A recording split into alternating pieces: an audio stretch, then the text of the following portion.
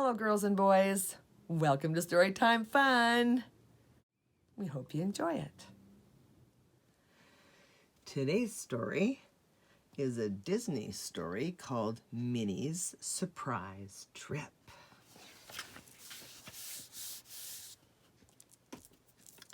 Taxi! Called Mickey, waving his arm. A yellow cab stopped. Mickey and Minnie got in the back seat. "To the airport, please," Minnie said to the driver. "We have a plane to catch." The driver started the meter. "Where are you going?" he asked. "Around the world," said Minnie. "The trip was a surprise Valentine's Day gift from Mickey. We'll have lots of time to be alone together." At the airport, the driver stopped the meter.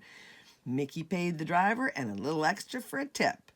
"Have fun," said the driver. Mickey gave the flight attendant their tickets while their suitcases were stowed underneath the plane. The attendant smiled at Mickey and Minnie as they boarded. "Fasten your seat belts," she said.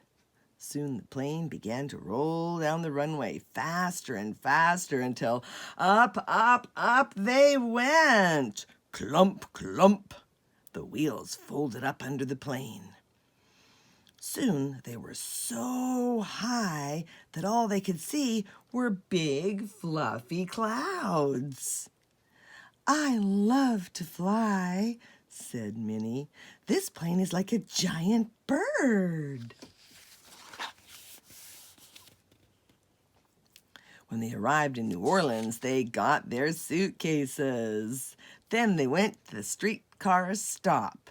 Clang, clang! A streetcar pulled up beside them. "Do you go to the paddle steamer dock?" said Mickey. When the driver nodded, Mickey climbed aboard. But Minnie was so busy taking a picture that the streetcar left without her. Minnie raced over to a tour bus. Do you go to the paddle steamer dock?" she asked the driver anxiously. "Yes," said the driver, "but that streetcar will get there first. Streetcars move on special rails, so they never get stuck in traffic. This tour bus makes a lot of stops so the tour guide can point out special places." When Mickey got off the streetcar, he looked to see if Minnie had arrived. "Maybe she's already on the boat," he thought when he didn't see her. Mickey climbed aboard. At the back of the boat, he saw a giant paddle wheel. Steam made the paddle turn and move the boat forward. "Wait!" Minnie called as the paddle steamer left without her, but only Mickey heard her. "Meet me in the train station in Canada," he called. Minnie found a ferry boat that was just about to leave.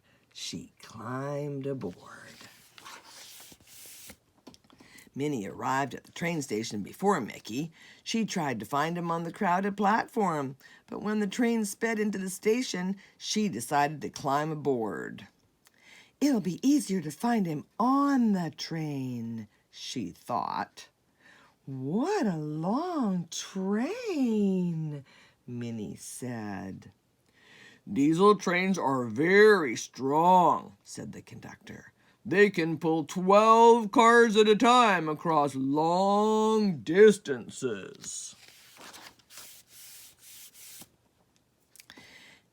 Mickey missed the train, so he decided to fly to Newfoundland on a helicopter.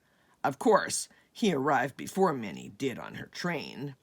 It was very snowy. He found a place to rent a snowmobile. "I'll take a short ride," he decided. "Then I'll be back to meet Minnie's train." Mickey sped across the frozen land. Minnie waited for Mickey at the train station. When he didn't show up, she rented a pair of cross-country skis. The snow's too beautiful to waste, she thought, and I can use the exercise. Suddenly, she saw some snowmobile tracks. She followed them, hoping they'd lead her to Mickey.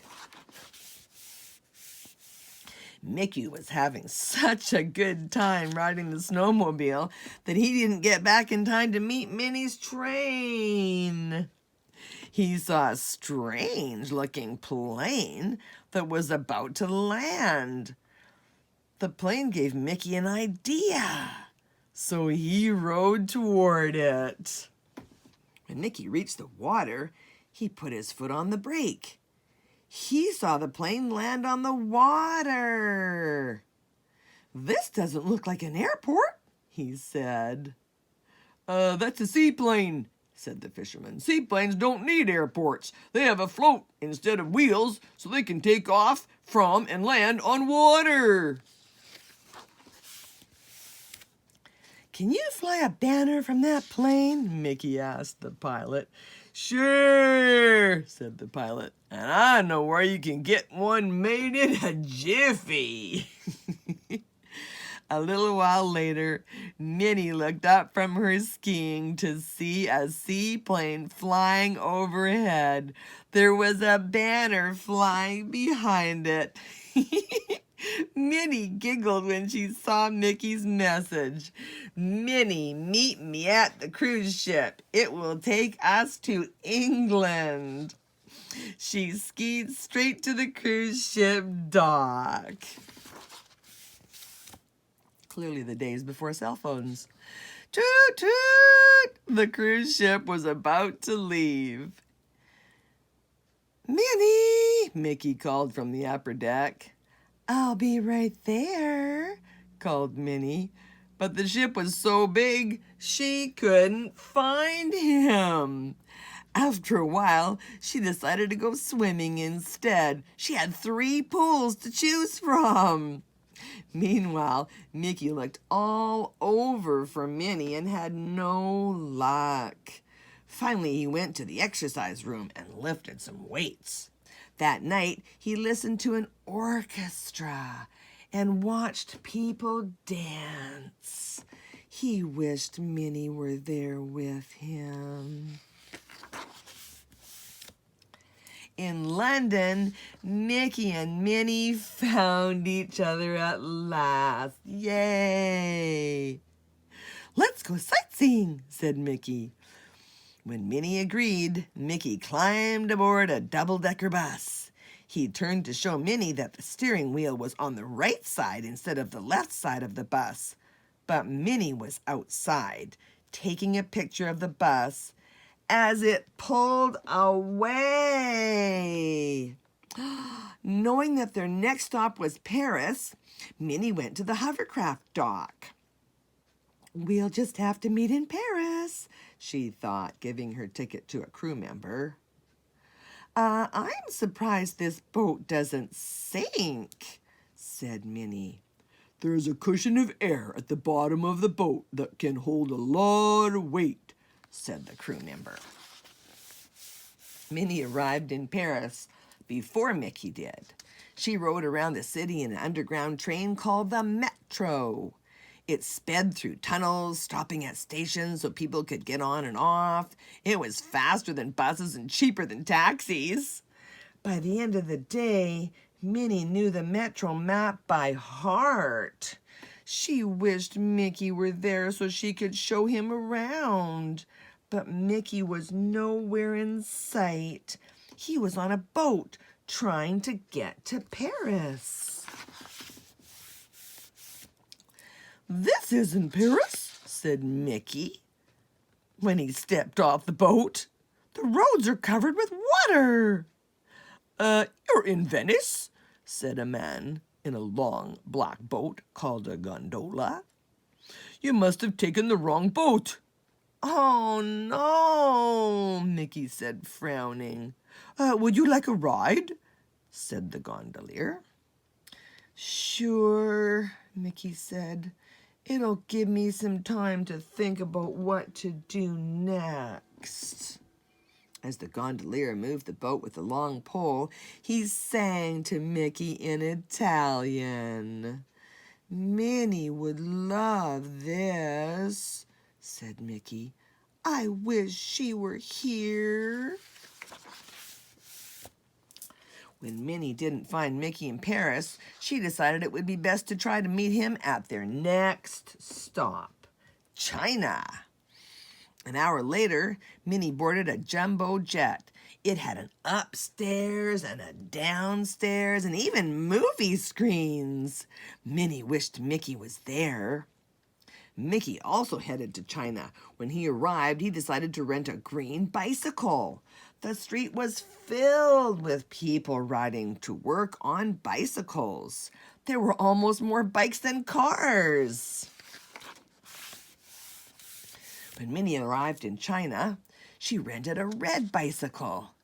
Bicycles are good for the environment. They don't need gas. They're also great exercise, Minnie said. Then she got on the bicycle and rode onto the crowded street.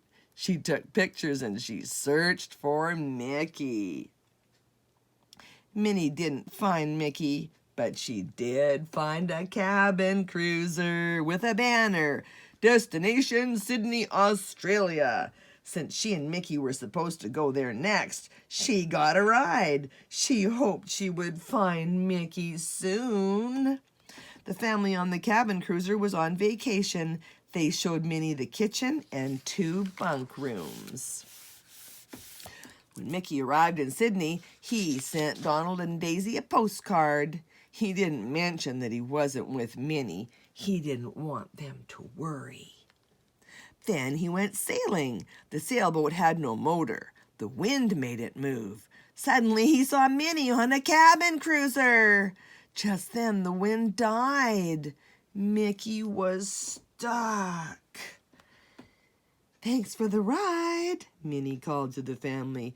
It felt good to walk on dry land again. When she didn't see Mickey, she went into a gift shop.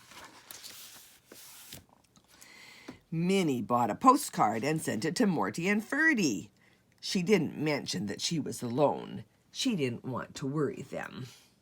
Finally, it grew windy. Mickey sailed into the harbor. Minnie wasn't around, so he sat at a picnic table to think. Suddenly, he noticed a pen on the table. It was Minnie's! Next to it was a note that had instructions for getting to Africa. Mickey knew that Minnie was headed for the next stop on their vacation. When Mickey arrived in Africa, he bought binoculars. Then he rode in a hot air balloon. Up, up, up he went. "What makes the balloon rise?" he asked. "The hot air," said a crew member. "There are burners that heat the air inside the balloon." Down below were lots of giraffes and zebras. Mickey looked through his binoculars and saw a jeep down below. Minnie was looking out the window, taking pictures. "Minnie!" he called, but she was too far away to hear him. He watched as the jeep bumped along through the jungle. After taking lots of pictures of animals, Minnie looked up and took a picture of a hot air balloon. "Keep your head in the window," said the guide. "A pride of lions is up ahead." Minnie wished Mickey was there to see the hot air balloon. She didn't want him to miss anything. Finally, Mickey gave up.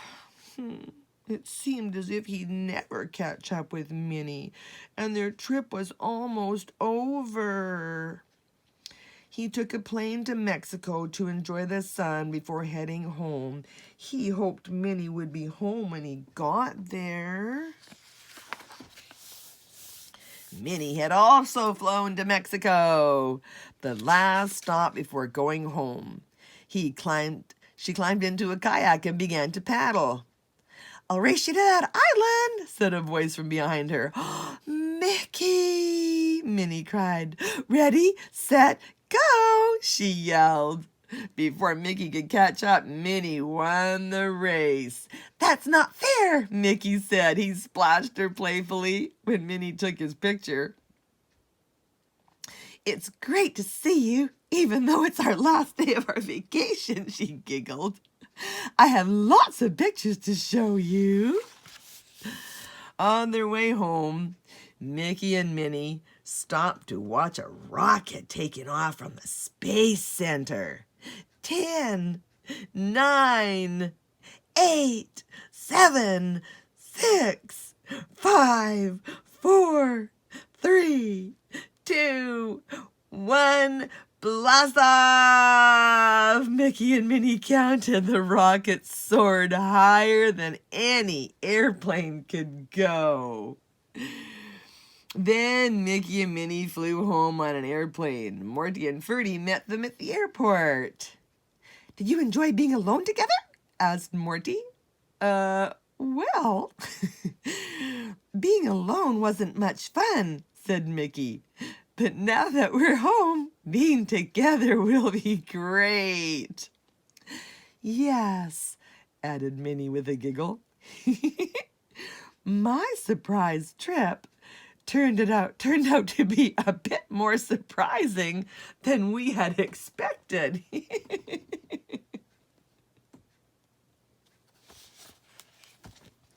Well, that's it for today. We'll see you next time.